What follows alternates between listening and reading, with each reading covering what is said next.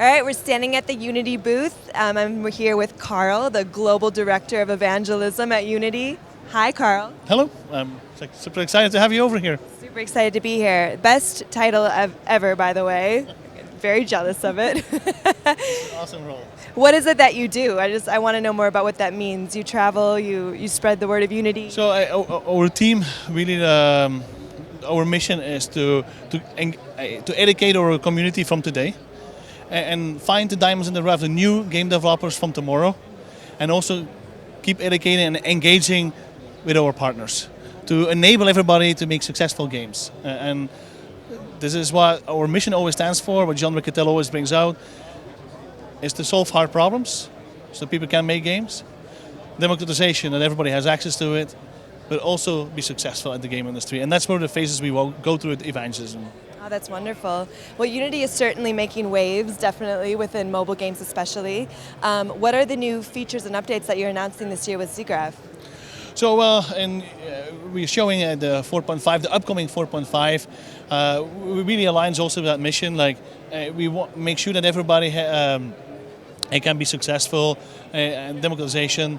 But where it starts is solving hard problems. And one of the things that we talk about here, we added multi-threaded rendering, but also GPU instancing, so it allows you to render a lot of objects on the scene who are the same objects with little draw call. On top of that, here it's not just solving the hard problems, but giving access here, especially at Siggraph, to the artist. Siggraph is the artist here, and then what we do with that, one of the things that we announced is the image effects. Is to take a simple image to something beautiful by adding like vignette, by adding depth of field. But they really done that even in a way myself can actually control it and understand it. And just with one button I click and I understand, oh, that's how it works. Yeah. And we also added like particles, more access to the particles to create more like fire explosions on that. Another thing that we added in that family to help artists is like what we call is light probes arrays, what allows you to have large objects having correctly light added to it. And specifically like for particle, for instance, when you work on mobile or with VR, it nicely works then too. And also one of the things that we talk about the success here is like when you make a game, you want to understand the community, you want to understand how it's going. So we have a little part here about analytics, cloud build. But one thing that we are in 5.4 talking about is really understanding when bugs are happening or crashes for the users in their game, how the reporting comes back and allows them to take action on that right away. Oh, that's fantastic. I love that you're keeping artists in mind, that you're trying to make their process as simple as possible so they can just create kind of awesome. Artists help unleash the game, and that is something unique that we have to foster. Yes, totally. And I want to speak to something else. I just recently saw the Atom short done by Unity, which was just positively stunning. Like it was so beautiful, so gripping.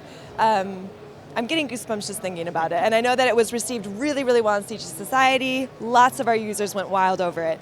And where I'm getting at is I know that you have a little bit more development happening outside of games, more maybe into these cinematics, storytelling film. Can you speak a little bit on that? Well, it has been for a long time at Unity, actually, some point ago. But there was previous demos where we made storytelling. Before that, we had the Blacksmith demo with storytelling.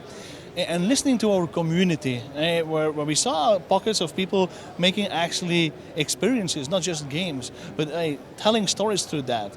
And that's how our team start to work on that. And what we see now is our teams, actually our artists, taking on those artist tools and using that as a storytelling. So used the image effects, they used new features that we are working on to make it easy for that storytelling. And the first time I saw Adam, was like, wow.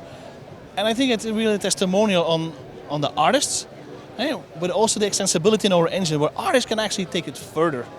And it's what it's all about, the democratization, is that this was made by small teams, not by large teams. So it's giving the tools to large studios, but also to the individuals to create compelling and really beautiful, rich interactive storytelling.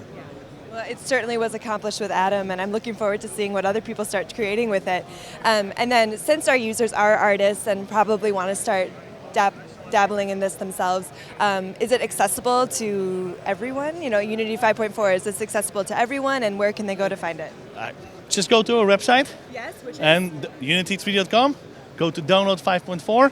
The beta, you can start with that if you're a pro user, or you can actually download already the current version and start to work from there. And there's a lot of tutorials on our website. That's great. Thank you so much, Carl. Thank you.